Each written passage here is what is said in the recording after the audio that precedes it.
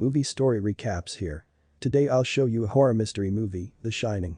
The story is about a family who has to spend a whole winter in an almost empty hotel which is located in a very remote area. Neither can someone come there, nor leave the place. The movie starts with a car traveling fast on a lonely road in the mountains. The car stops at one of the beautiful hotels in the mountains where we see a man named Jack.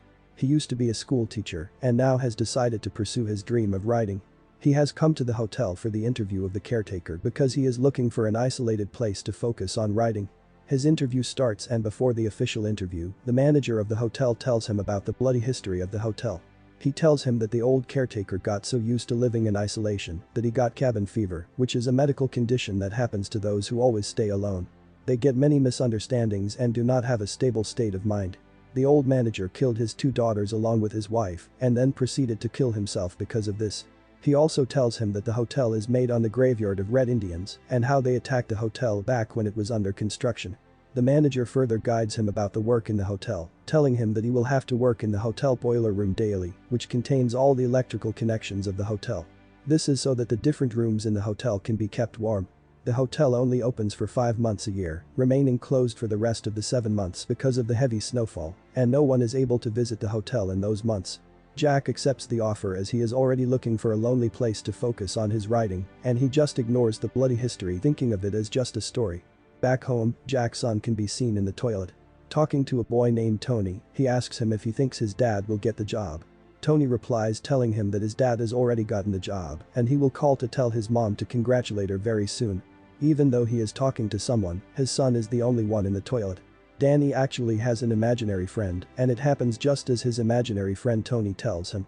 His father gets the job and calls to tell his mother to congratulate her and tell her that he is coming to pick them up. We see Danny again, and Tony tells him that he does not want to go to that hotel, so Danny asks for the reason, but Tony does not tell him anything.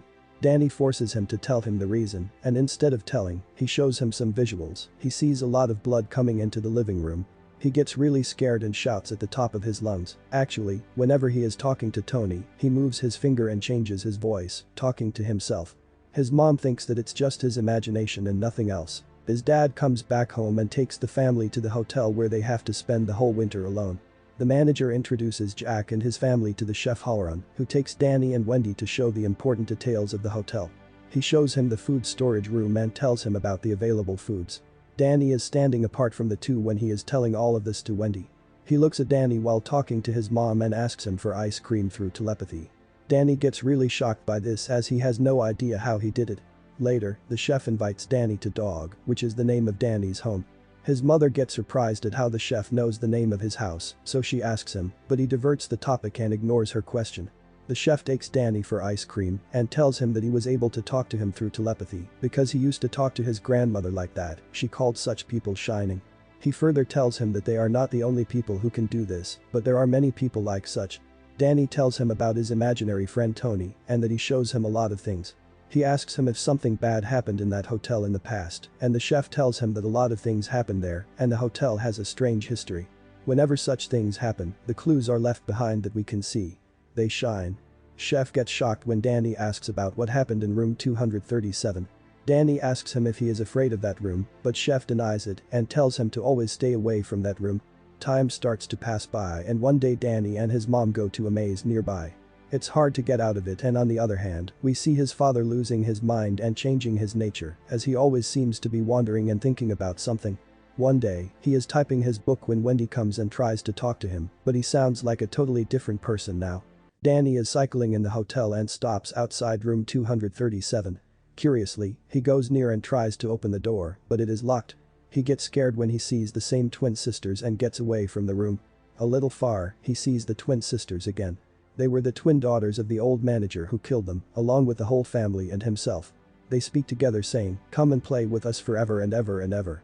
He gets scared and hides his eyes. When he opens, no one is there. Now it has been a month since the family got here, and the snow starts to gather while they are the only people there. Danny goes to his dad once and asks if he would ever hurt them, but Jack says no, telling him that he loves them both very much. Next, we see Jack playing outside when a ball comes near him. He follows the ball and ends up outside room 237, and the door is open this time. Danny asks if it's his mom inside but gets no response. His mom can be seen checking the temperature in the boiler room. The job has actually been assigned to his dad, but his mom does all the work there because Jack writes all day long. She hears Jack's shouting voice and runs towards him, and he turns out to be shouting in his dream. He tells her about his bad dream where he saw himself killing her and Danny. Danny also comes there, but his clothes are torn and he has a big bruise on his neck. She asks who did it to him, but Danny doesn't say a word. She looks at Jack, who is staring at them, and figures out that he did it, as there is no one else in the hotel, and she ends up cursing him for this. Jack goes to the bar afterward where he meets a bartender. He tells him how his wife said absurd things to him and how she disturbs him. Wendy comes running into the bar and we see that the bartender has vanished. She tells him that there is another woman living in the hotel who tried to strangle Danny in room number 237. Jack goes to room 237 to check, where he sees a naked girl in the bathtub. He gets attracted and goes near her. She turns into an ugly old woman all of a sudden and chases him out of the room.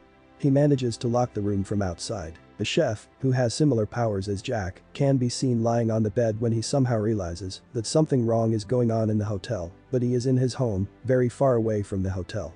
He calls the police, but the lines in the hotel are cut off, and so the police try to contact them via radio, but Jack messes up the radio intentionally because now he does not have control over his mind anymore. The chef cares about Danny, and that's why he takes a flight towards the hotel. On the other hand, Wendy tells Jack that she thinks they should leave the hotel, but upon hearing this, Jack transforms into a different man. He starts yelling at her and tells her that he cannot leave his book undone as he does not have any other work. Angry Jack goes to the bartender, where the place is filled with people and a huge party is taking place, but it's not a human party. It's a ghost party, as there are no other people in the hotel other than the family. A butler knocks into him, spilling over his coat, so he takes him to the toilet to clean up. They start talking and Jack comes to know about his name, Delbert Greedy. Jack gets a bit confused because he thinks that he already knows him from somewhere and he has seen him before. He just remembers that the name of the old caretaker was Charles Greedy.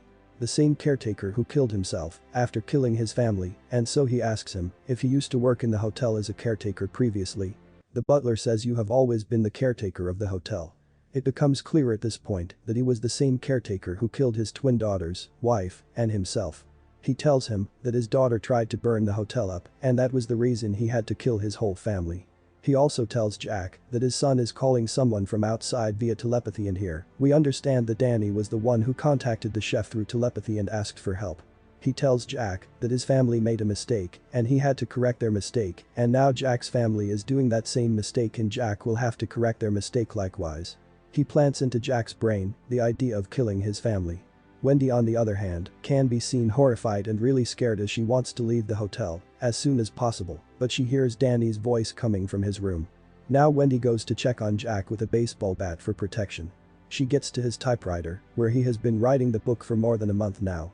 She sees that he has been writing a single sentence over and over again for a whole month. That is all work and no play makes Jack a dull boy.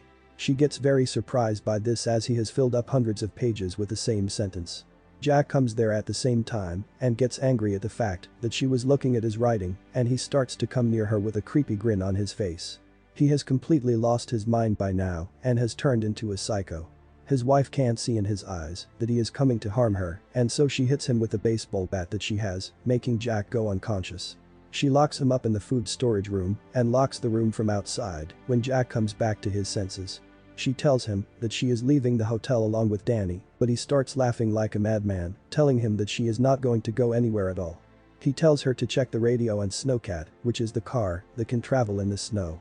When she sees the car, she is surprised to see that he has made sure that it does not work.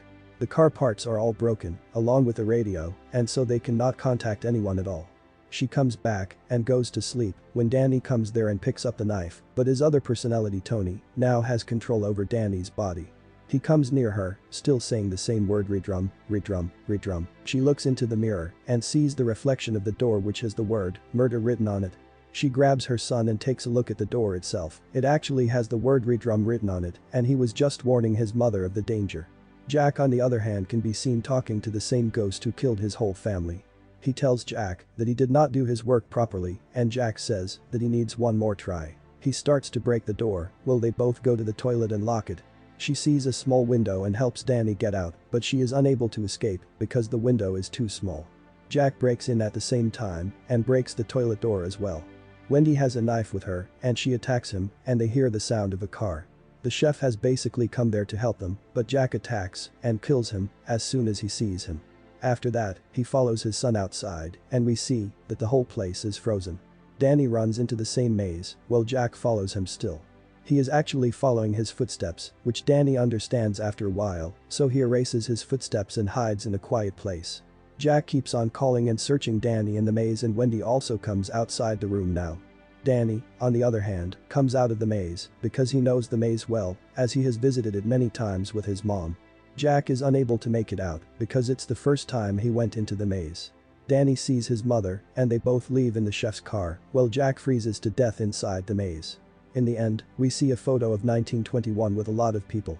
Jack is also in the photo, who looks very happy. The question here is how Jack was in a photo that is about 60 years older and moreover, at the same age as Jack currently is. He actually is born for the second time, making his way to the same hotel again. Jack was the one who gave Danny the bruise when he went into room 237. Jack actually always abused his son sexually, and that's why he was so afraid of him. The door opened itself when Jack was locked in the room, indicating that Jack also may have powers, but nothing as such is proved in the movie. Subscribe to watch more videos like this and leave a like to help the channel out.